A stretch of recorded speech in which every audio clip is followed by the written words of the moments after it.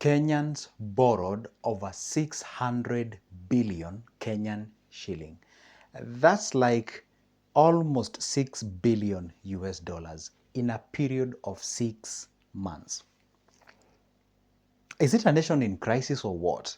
Because the reports that we got from the Safaricom, by the way, you can check this on the dailies. The reports that you're getting is that this is an increment. Like last year, they borrowed over 900 billion. The last year of I think the year of 2024. Can you imagine that amount of money being borrowed? And by the way, if you were to zoom in, we do an analysis of that report. Do you know how much they are borrowed or what the reasons why they are borrowing? They are borrowing precisely for the purposes of consumption. That is when it comes to eating, borrowing for normal things like food, buying some wheat flour, maize flour, and what have you. This is a report offered by the Kenya Bureau of National Statistics and something like that. Reasons are largely reasons why Kenyans usually borrow. And the funny thing is that the same company has another product called Zidi. So there is an option of borrowing here. That means obviously the company is making a lot of money out of you borrowing because obviously you pay this money. I'm looking for something to read it for you here. You've actually borrowed to pay with an interest. But then when I come here, I tell you, hey, this company is making cash. Okay, there's nothing wrong with you borrowing, but if you can borrow to invest, that is far much better. But apparently that is not the case. Regardless, the company is still making money. So why don't you then invest in their product, because they have an alternative product called the ZD Money Market Fund. These are the reports. According to the Safaricom's half-year, 6 months financial result, Kenyans borrowed 629.2 billion Kenyan shilling via Fuliza in that period. That's a 39.8% increase from the same period the previous year. The number of active Fuliza users also rose significantly from 7.5 million to 9.1 million. That is close to 2 million people increasing within a period of whatever the period they reported here.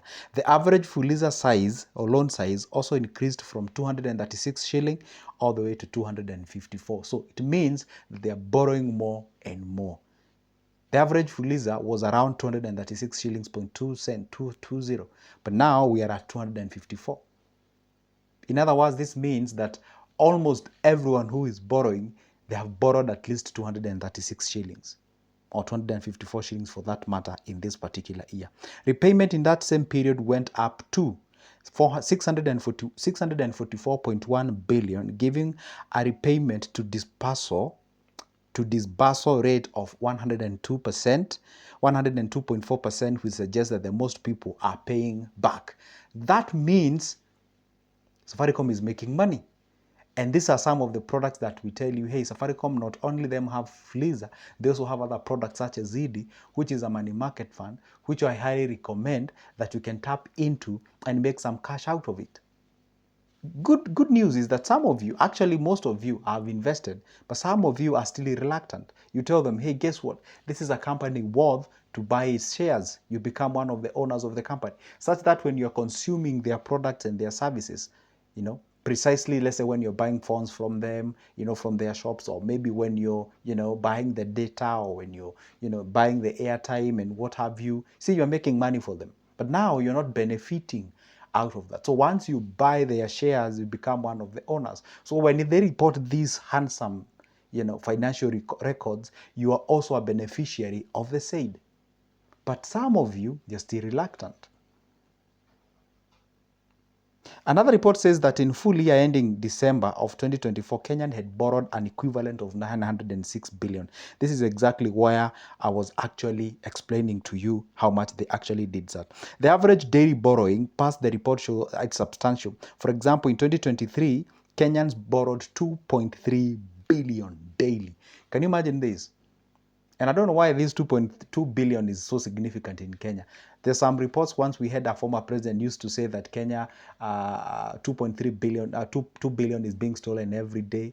Others say, hey, Kenya as a government borrows 2 billion every day. Now we have here Kenyans are borrowing. I think the behavior of a nation is amalgamation of all the characters and behaviors of its citizens. Let us think a little bit here. Because you see, Kenyans are borrowing an equivalent of 2.3 billion a day. You hear that Kenya, 2 billion is being stolen. And again, the nation, the government is borrowing an equivalent of that. I think it is true. There's somebody whom I watched from a Dr. Kingori's show. He was saying the average education in Kenya is 8 years. The average. It's like almost everyone has gone through like 8 years education. If you go to Singapore, they have actually an average education of 18 years. So the quality of a decision making from a Singaporean is way deeper compared to the decision that is made by an average Kenyan. And that means even when these people come to the ballot, when they're electing their leaders, that will influence a lot. Anyway, let's not get there. But the point here is Kenyans are borrowing at a very, very high rate. And so not good news that they are borrowing for the purposes of the consumption. They're borrowing to cater for the normal things. Probably your electricity is out, you buy your tokens. That's what we call here in Kenya. You want to buy some things here and there.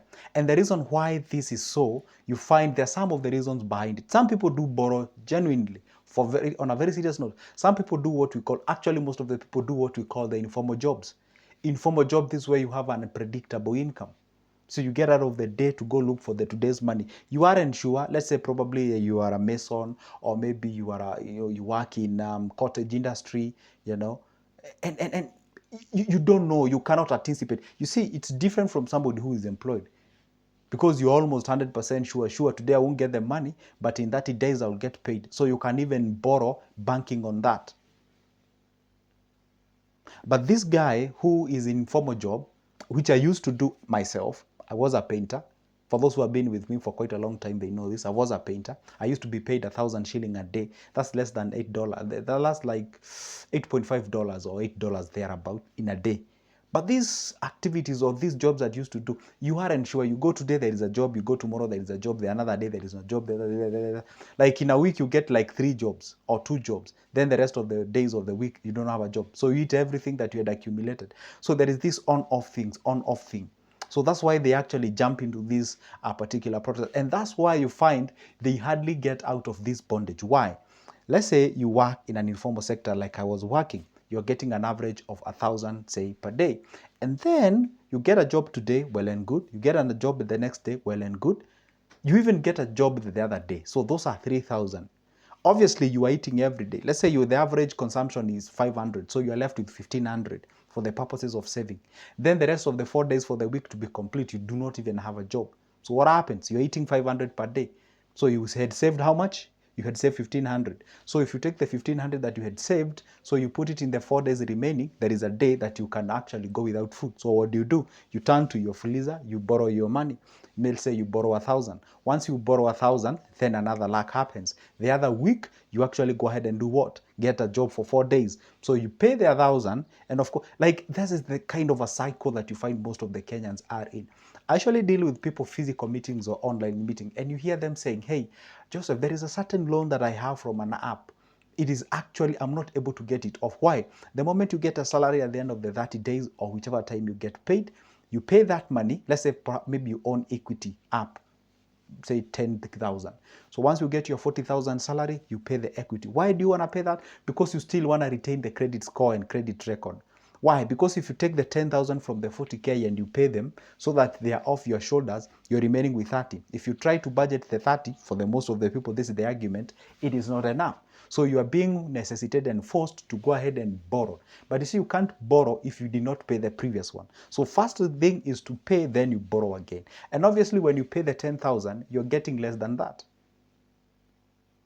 So each and every day you keep on digging and digging to a point whereby if a glitch happens, if something comes in along that particular month that is not so usual, and maybe it gobbles 5,000, you remain with a glitch. Then you turn over to a different app, then you borrow. Then by the time you realize you are in the murky waters, you don't even know where to start and where to end because you have a lot of loans that have piled up. And from that particular point, that is where now we say you are on a financial crisis. So what is my submission on this video? As much as you're borrowing from these fulizas and any other, lending app or whichever, at the end of the day, it is good to ask yourself, yes, I'm borrowing. What's the purpose of borrowing? And at the end of the day, yes, I'm borrowing. Now, how am I taking care of my future? What am I even borrowing to do? Because borrowing to buy consumables, it is not a good idea. As much as you might be necessitated to do that, does not negate the fact that it's not a good idea. It is still not a good idea to actually borrow to cater for your what? Your own expenses, for consumability or consumables. Because a lot of people, we find they have what we call the consumerism. And that is actually bringing down a lot of families, and you find yourself on a crisis. And that's why there is a typical saying in Kenya, before you send somebody money to their phone, you always ask them, can I send money to that line? Is it okay? Do you have fuliza? Meaning, do you have an existing loan? Because the funny thing is quite different from the credit card. The moment you get money directly to that phone that you had borrowed, then you know what happens? It just gets deducted immediately, even that money, even before that money lands in your mobile wallet. And you find maybe somebody had no plans to pay that particular loan at that particular time. So they give you an alternative route. Hey, okay, you want to send me some cash? Okay, please don't deposit here. Deposit on the other number. So that at least the money can land to themselves. And then they can actually cater for their service or their needs for the next God knows how long. So that they can figure out on how to pay the existing loan. So, well, it's so impressive for the investors who have invested in Safaricom. It's also great and good for the company. But as an individual or at an individual level, it's actually alarming. I came here and I reported some news. Kenyans are betting with a lot of money in a day. Now, here we are, Kenyans are borrowing over $1 trillion in a year, or close to $1 trillion in a year. I think we really need some sort of like an overhaul in terms of the financial literacy. We need to educate people a lot. Funny thing is, most of you or some of you are actually not ready to be taught. You're so slippery. I had somebody saying, hey, actually on the comment section, telling me that why would you advise me and it's my money? I'm not advising you. I'm just saying it's you who is taking whatever I'm saying as an advice. Anyway, this is Good Joseph at all the time. Make sure that you leave a comment on our comment section. Make sure that you hit the like button. And if you're new here, you can hit that subscription button. I just wanted to let you know that is exactly what is happening in Kenya right now. Kenyans are borrowing heavily. This is Good Joseph. Get yourself a fantastic rest of the day. See you the next one.